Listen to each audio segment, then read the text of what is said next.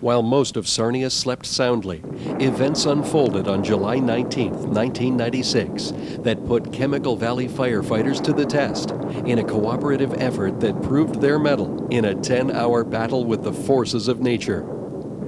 The stage is set at 12:36 a.m. with a spectacular demonstration of nature's capabilities when a 30,599 ampere lightning bolt scores a direct hit on Sunoco's Tank 11, containing the volatile gasoline component, raffinate. Ignition is almost instantaneous, the strike blowing a portion of the floating lid of this 78,000-barrel vessel several meters away.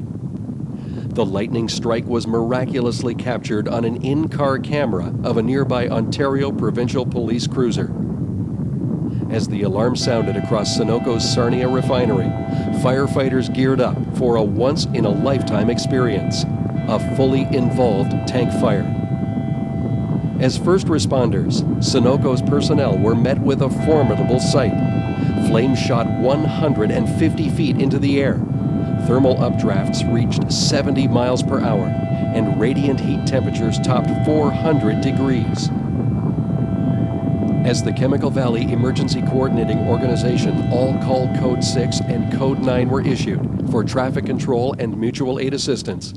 Sunoco's Incident Command Post was set up 1,000 feet southwest of the fire. This post provided the command structure required to plan the tactical details and effectively manage this incident. Staff included Bill Davidson as Incident Commander, responsible for managing the overall effort. Operations Coordinator Ingo Voigt, who would oversee removal of fuel from the involved tank and drainage of water from the plant site. And Fire Chief George Hatfield, whose responsibilities included responder safety, cooling, and foam application strategy.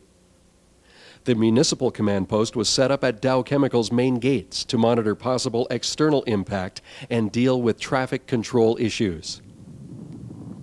As first responders, Sunoco's primary objective was to stabilize the situation by providing cooling to the neighboring tanks 5, 10, 12, and 33. At this time, the prevailing south-southwesterly winds directed heat away from the adjacent tanks and posed only a minimal threat. Sunoco's request for mutual aid was quickly met with the arrival of Sarnia, Dow Chemical, Moore Township, Imperial Oil, Nova, and Shell fire teams. City of Sarnia fire crews established positions on the intersection of 3rd Street and Avenue C, directing water cooling streams onto the roof and northwesterly exposure of Tank 33. Shortly after, Dow responders established a water curtain between Tank 11 and 33 to further reduce the radiant heating effects. Moore personnel and SO foam pumper crews took up positions cooling tanks number 5 and 33. Sunoco Command Post carefully monitored all efforts to stabilize the situation and was faced with several different possible strategies. Remove fuel from tank while maintaining cooling and allowing fire to burn out. Launch full-scale foam attack and extinguish fire. Mother Nature again played a deciding role when 3 a.m. forecasts indicated a shift to westerly winds at daybreak. This change in wind direction would effectively place Tank 33 in the direct radiant heat path from the fully involved tank. Tank 33, which was already the focus of considerable cooling efforts, posed the largest potential threat of secondary involvement. This smaller tank, containing only 7 feet of flammable base stock, could not effectively dissipate the massive volumes of heat that the change in wind direction could potentially cause. At this point, the available options for successful management of the fire were greatly limited, and the decision was made to begin setup for a full-scale foam attack. This process, once initiated, would have to continue without interruption of foam application. Several factors, according to National Fire Protection Association guidelines, were under consideration. Availability of equipment, sufficient foam stocks to guarantee full extinguishment, correct foam concentrate and application rates, most suitable application strategy, With the alliance offered by the Sunoco organization, a total of 9,500 gallons of foam concentrate were available, along with 2 foam cannons from Nova Chemicals, and sufficient support personnel and equipment from other mutual aid assistance responders. NFPA guideline calculations indicated 4,800 gallons of concentrate in a 3% solution applied at a rate of 2,500 gallons per minute would be sufficient to suppress the fire. Cooling efforts were maintained throughout the early morning hours, and by 6:30 a.m. on July 19th, as forecasted, the wind had shifted and was blowing steadily from the west. Foam application preparations were well underway, and by 7:20 a.m., the high-volume foam cannons began pumping massive quantities of suppressant into the fire. The first phase of the foam attack consisted of the 2 Nova foam cannons located on the west upwind side of the tank. One foam cannon was fed by an Imperial oil truck, with a Dow Chemical foam tender as secondary support, and the other foam cannon was fed by Sunoco's telesquirt and backed up by Sunoco's foam tender. Both foam streams were combined to provide a single 4,000 gallon per minute stream. This combined volume exceeded NFPA minimum requirements by 1,200 gallons per minute and proved to be extremely effective at penetrating the extreme heat and 70-mile-per-hour updrafts. By directing the combined foam volume into the intersecting area of the 2 flame vortices, the maximum flame penetration was obtained. After the application of approximately 2,000 gallons of concentrate, 95% of the fire was extinguished.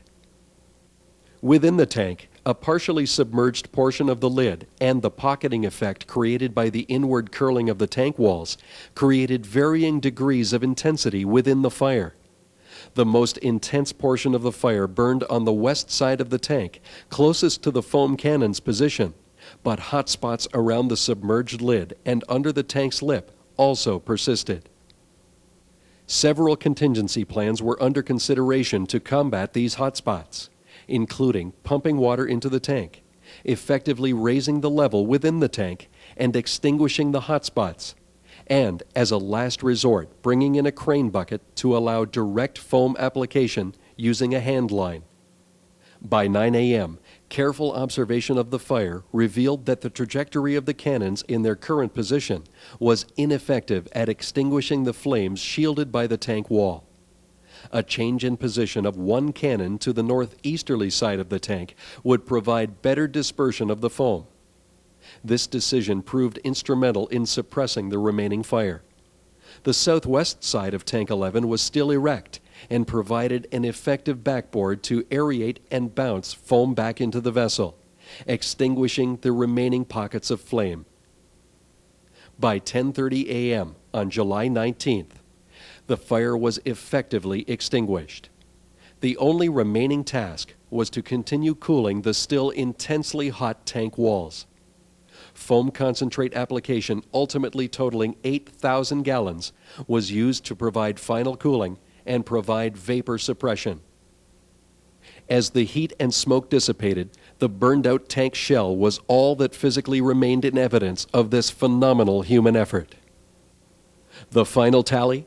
7 fire departments, 150 firefighters, 8.5 million gallons of water, $300,000 worth of foam, and a truly exceptional effort on the part of all involved.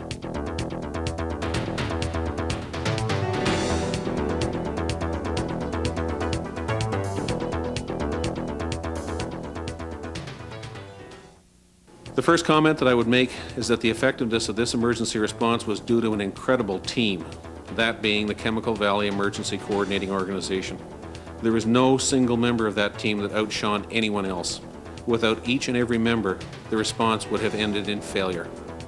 There's an old saying in emergency response which goes, "Make your friends before you need them." When an event of this magnitude occurs, it might be true that anyone with a fire truck is your friend, but the real benefit comes from truly knowing and respecting the people who will be rolling in your gate. And the only way to develop that knowledge and respect is to train together and meet regularly so that you never take their value for granted. There are many memories which I will keep of this experience. Watching the glow reflecting off the clouds as I drove into work, the first sight of flames reaching high into the sky, and the cherry red, almost iridescent glow of the tank walls. Above all of these, however, will be the remembrance of the people involved. In spite of the size of the product and equipment loss, the professionalism and unselfishness exhibited by the responders made this one of the most positive experiences I have ever had. Months have now passed since the fire, and all of us are well back into a routine which takes into account the occasional complaining and pettiness. But in the early morning hours of July 19, 1996, there was none of that to be found. People were at their finest, and in spite of its size, the fire was no match for their abilities. So how do you say thank you? Within a mutual aid organization, there really is only one way, and that's to be there when you're needed. You can always hope that this kind of need never arises again, but emergency responders know better.